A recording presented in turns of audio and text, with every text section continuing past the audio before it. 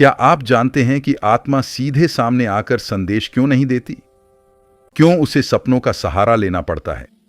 और क्यों कुछ सपने देखने के बाद मन भारी हो जाता है, दिल घबराने लगता है और नींद टूट जाती है? आज हम इसी रहस्य को गरुड़ पुराण की छाया में समझने जा रहे हैं। आत्मा को सपनों के जरिए संदेश क्यों देने पड़ते हैं? गरुड़ पुराण की छाया में एक रहस्यमयी कथा। गरुड़ पुराण कहता है, जब किसी मनुष्य की मृत्यु होती है तो शरीर यहीं रह जाता है, पर आत्मा तुरंत मुक्त नहीं हो जाती। वह एक यात्रा पर निकलती है। यह यात्रा केवल यमलोक की नहीं होती, बल्कि स्मृति, कर्म और अधूरे संबंधों की भी होती है। और इसी यात्रा के दौरान आत्मा कई बार जीवित लोगों से संवाद करना चाहती है। पर प्रश्न यह है, वह सीधे सामने आकर क्यों नहीं बोलती? सपनों का ही सहारा क्यों लेती है? इसका उत्तर गरुड़ पुराण के उन गूढ़ सिद्धांतों में छिपा है जिन्हें सामान्य आंखों से नहीं देखा जा सकता। गरुड़ पुराण के अनुसार जागृत अवस्था में मनुष्य का मन, बुद्धि और इंद्रियां स्थूल जगत से बंधी रहती हैं। अहंकार, भय, तर्क और समय, ये सब मिलकर एक ऐसी दीवार बना देते हैं जिसके पार सूक्ष्म लोक की कोई भी सत्ता सीधे प्रवेश नहीं कर सकती। आत्मा सूक्ष्म होती है और स्थूल जगत में उसका प्रकट होना प्रकृति के नियमों के विरुद्ध माना गया है। लेकिन जब मनुष्य सोता है तब यह दीवार टूटने लगती है। नींद की अवस्था में शरीर तो बिस्तर पर रहता है, पर मन और चेतना एक सूक्ष्म स्तर पर पहुंच जाते हैं। गरुड़ पुराण इसे स्वप्न लोक कहता है, एक ऐसा मध्य लोक जहां जीवित मनुष्य की चेतना और मृत आत्मा की तरंगें एक दूसरे को छू सकती हैं। यही कारण है कि आत्माएं सपनों के माध्यम से संदेश देती हैं। गरुड़ पुराण में यह भी कहा गया है कि जो आत्माएं अपने जीवन में अत्यधिक आसक्ति, मोह या पीड़ा लेकर मरती हैं, वे शीघ्र आगे नहीं बढ़ पाती।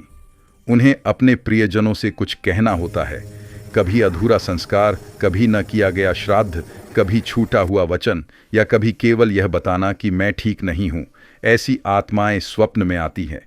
वे स्पष्ट शब्दों में नहीं बोलती, क्योंकि स्वप्न का भाषा तंत्र अलग होता है, इसलिए वे प्रतीकों में बात करती हैं। कभी रोते हुए, कभी मौन खड़ी होकर, कभी बुलाते हुए तो कभी कुछ मांगते हुए। गरुड़ पुराण बताता है कि यदि सपने में कोई मृत व्यक्ति बार बार दिखाई दे, प्यासा लगे, भोजन मांगता दिखे या उदास रहे, तो यह संकेत होता है कि उसकी आत्मा पितृलोक में असंतोष की अवस्था में है। ऐसे में श्राद्ध, तर्पण और दान आवश्यक माने गए हैं। वहीं यदि आत्मा स्वप्न में शांत, मुस्कुराती या आशीर्वाद देती दिखाई दे, तो इसे यह संकेत माना जाता है कि वह अपनी आगे की यात्रा की ओर बढ़ चुकी है। गरुड़ पुराण में एक और रहस्यमयी तथ्य मिलता है। सपनों के जरिए आत्मा केवल संदेश नहीं देती, बल्कि चेतावनी भी देती है।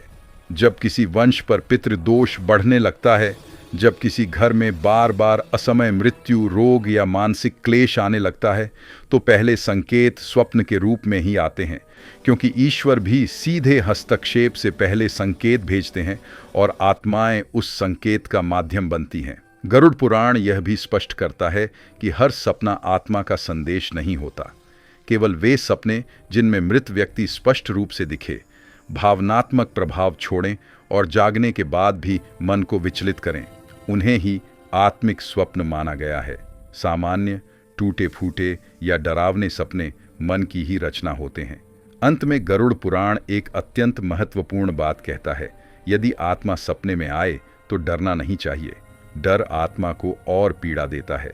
उसे शांति चाहिए, स्मरण चाहिए और विधिपूर्वक किया गया कर्म चाहिए, क्योंकि आत्मा जब सपनों में आती है तो वह यह नहीं कह रही होती कि वह आपको डराने आई है। वह यह कह रही होती है, मैं अभी अपनी यात्रा में अटकी हुई हूँ और तुम ही मेरा अंतिम सहारा हो।